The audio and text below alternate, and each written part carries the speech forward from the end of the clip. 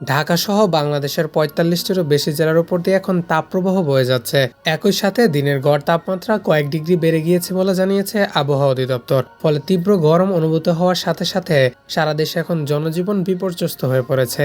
এই অবস্থার মধ্যে গত সোমবার আবারও ৭২ ঘন্টার হিট অ্যালার্ট বা তাপপ্রবাহ সতর্কবার্তা জানিয়েছিল আবহাওয়া অধিদপ্তর। গত মাসে এ নিয়ে টানা তৃতীয় দফায় হিট অ্যালার্ট জারি করা হয়েছিল। গেল ২ সপ্তাহে যশোর এবং চুয়াডাঙ্গা জেলায় অতি তীব্র তাপপ্রবাহ দেখা গিয়েছিল। বর্তমানে পাবনা ও চুয়াডাঙ্গার উপর দিয়ে অতি তীব্র তাপপ্রবাহ বয়ে যাচ্ছে বলে জানিয়েছে আবহাওয়া অফিস। সত্যিই কি মরুভূমির থেকেও বাংলাদেশে গরম বেশি? যেখানে সৌদি আরব ও দুবাইতে বৃষ্টি হচ্ছে সেখানে বাংলাদেশে বৃষ্টির কোনো দেখাই নেই। আর বাংলাদেশে হঠাৎ করে কেন এত গরম পড়ছে? এসব প্রশ্নের উত্তর জানতে হলে থাকুন ভিডিও শেষ পর্যন্ত। সূর্যের তাপ বাংলাদেশকে দরিদ্র করে তুলছে।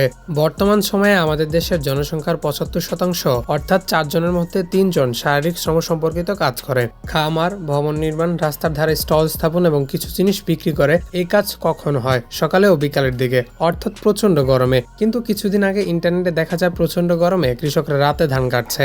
একইভাবে আমাদের দেশের অনেক শতাংশ মানুষ অসংগঠিত ক্ষেত্রের উপর নির্ভরশীল, যা আমাদের জিডিপিতে ভালো অবদান রাখে। তাপের কারণে উৎপাদনশীলতা অনেক কম হয়ে যায় এবং আপনি পানিশূন্য বোধ করতে পারেন এবং দ্রুত ক্লান্ত হয়ে পড়বেন। সুতরাং তারা যদি গরমের কারণে কাজ করতে না পারে তবে দেশ কিভাবে এগিয়ে যাবে? আমরা শুধুমাত্র অফিসে ঠান্ডা বোধ করি, কিন্তু কেবল ভ্রমণের সময় আমরা গরমের মুখোমুখি হই। একটি প্রতিবেদনে বলা হয়েছে যে আমাদের দেশের অধিকাংশ মানুষ তাপপ্রবাহে আক্রান্ত হতে পারে। পরিসংখ্যান বলছে যে ২০৩০ সালের মধ্যে জিডিপিতে এই উৎপাদনশীলতার ক্ষতির প্রভাব 2.5% থেকে 4.5% এর মধ্যে হবে।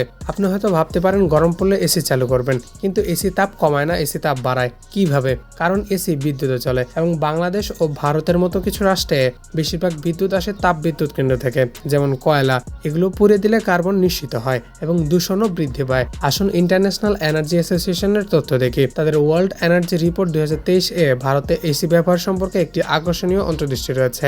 ১০০টি বাড়ির মধ্যে ২৪টিতে এসি রয়েছে। আমেরিকায় ১০০টি বাড়ির মধ্যে ৮৫টিতে এসি রয়েছে। আর চীনের শহরাঞ্চলে প্রায় প্রতিটি বাড়িতেই এসি রয়েছে। ২০৫০ সালের মধ্যে ব্যবহৃত এসি ইউনিট ৯ গুণ বৃদ্ধি পাবে। প্রকৃতপক্ষে এই প্রতিবেদনে বলা হয়েছে যে ২০৫০ সালের মধ্যে এসির জন্য একটি বিদ্যুতের চাহিদা পুরো আফ্রিকার চেয়ে বেশি হবে। এসি ব্যবহার করে একটি স্বল্প মেয়াদী সমাধান, কিন্তু দীর্ঘমেয়াদী এটি একটি সমস্যা হিসেবে দাঁড়াবে। তাপতরঙ্গ কি? সুতরাং আমরা আমাদের অর্থনীতিতে তাপতরঙ্গের প্রভাব বুঝতে পেরেছি। আসলে তাপতরঙ্গ কি? আপনি কি কখনো খালি রুমে বসেছিলেন বা কোনো ঘরে যেখানে কোনো বায়ু চলাচল নেই? এলাকার বায়ুমণ্ডলে উচ্চচাপের পরিস্থিতি তৈরি হলে তাপতরঙ্গ তৈরি হয়। এলাকার বায়ুমণ্ডলে উচ্চচাপের পরিস্থিতি তৈরি হলে তাপতরঙ্গ তৈরি হয়। উপরের বায়ুমণ্ডলে উচ্চচাপের কারণে বায়ু মাটির দিকে আটকা পড়ে, আর মাটিতে যে তাপ প্রতিফলিত হয় তা ওই এলাকায় আটকে পড়ে, আর সেই এলাকা থেকে বের হতে পারে না। এই উচ্চচাপের কারণে এলাকায় বাতাস আসতে পারে না এবং এই তাপ প্রেসার কুকারের মতো আটকে যায়। একটি তাপ প্রবাহ গ্রীষ্ম, শীত বা বৃষ্টির মতো একটি ঋতু নয়। তাপতরঙ্গ একটি শর্ত। ফিনল্যান্ড, যেটি টানা ৭ বছর ধরে সবচেয়ে সুখী দেশ হয়েছে, যারা শীতল দেশ সুখীর সূচকে শীর্ষে। কিন্তু কেন? যেহেতু আমরা ঠান্ডা আবহাওয়া এড়াতে উদ্ভাবনী উপায় খুঁজে পেয়েছি, যেমন জ্যাকেট পরতে পারি, একটি ছোট ফায়ার প্লেস তৈরি করতে পারি এবং আমাদের ঘরগুলিকে অন্তরণ করতে পারি যাতে ঠান্ডা বাতাস ভিতরে না আসে। কিন্তু আমাদের শহরগুলো গরমকে হারানোর জন্য কোনো সমাধান খুঁজে পায়নি। কিছু লোক জিজ্ঞাসা করে যে এই সুখের সূচকটা কত বৈধ, কিন্তু আমাদের এক ধাপ এগিয়ে যেতে হবে। আমাদের ভাবতে হবে কিভাবে পরবর্তীত পরিবেশ আমাদের মেজাজ ও উৎপাদনশীলতা এবং আমাদের অর্থনীতিতে প্রভাবিত করছে। এই সমস্ত জিনিসগুলির সাথে সংযুক্ত। একটি সমীক্ষা অনুসারে আধুনিক ভবনগুলির তাপমাত্রা পুরনো বিল্ডিং এর তুলনায় ৫ থেকে ৭ ডিগ্রি বেশি হয়। আপনি অবশ্যই অনেক বড় শহরে এমন বাড়ি দেখেছেন যেখানে অনেক লোক ছাদ বহন করতে পারে না, তাই তাদের ধাতব ছাদ রাখে। আপনি যদি এই মানচিত্রটি দেখেন তবে স্পষ্ট দেখতে পাবেন যে বনের চারপাশে তাপমাত্রা কম, আর যেখানে গাছ কম সেখানে তাপমাত্রা বাড়ে। একে বলা হয় আরবান হিট আইল্যান্ড ইফেক্ট। যদি আমাদের ক্রমবর্ধমানভাবে তাপমাত্রাকে হারাতে হয় তবে আমাদের পশ্চিমা ধারণাগুলিকে অন্ধভাবে অনুলিপি করা বন্ধ করতে হবে।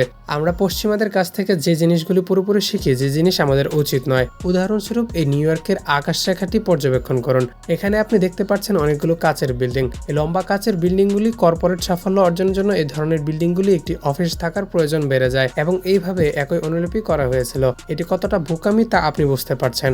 নিউ ইয়র্কে গ্রীষ্মে গড় তাপমাত্রা ২৭ ডিগ্রি সেলসিয়াস, আর আমাদের দেশে ৩৫ ডিগ্রির ও বেশি। এবং নিউ ইয়র্কে শীতকালে তুষারপাত হয়, কিন্তু এখানে কাচের বিল্ডিং থাকলে কি পার্থক্য হয়? একই সময়ে দুটি সূর্যের সৃষ্টি হয়, কারণ পশ্চিমাদের কপি করা এখন ফ্যাশনে পরিণত হয়েছে। আর আমরা কাদের নকল করছি? যে সমাজ আমাদেরকে ফাস্ট ফুডের আড়ালে বাসি খাবার দেয় এবং সেই সমাজ যে কলাকে প্লাস্টিকের মধ্যে মুড়ে দেয় যাতে ফল নষ্ট না হয়। এটা খুব ভালো হতো যদি কলার প্রাকৃতিক আবরণ থাকতো, যা সব সময় তাজা থাকতো।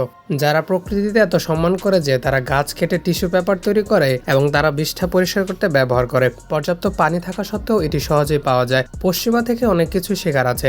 আমাদের যদি কপি করতে হয় তাহলে কেন আমরা সিঙ্গাপুরকে কপি করছি না? তাদের জলবায়ু আমাদের মতনই।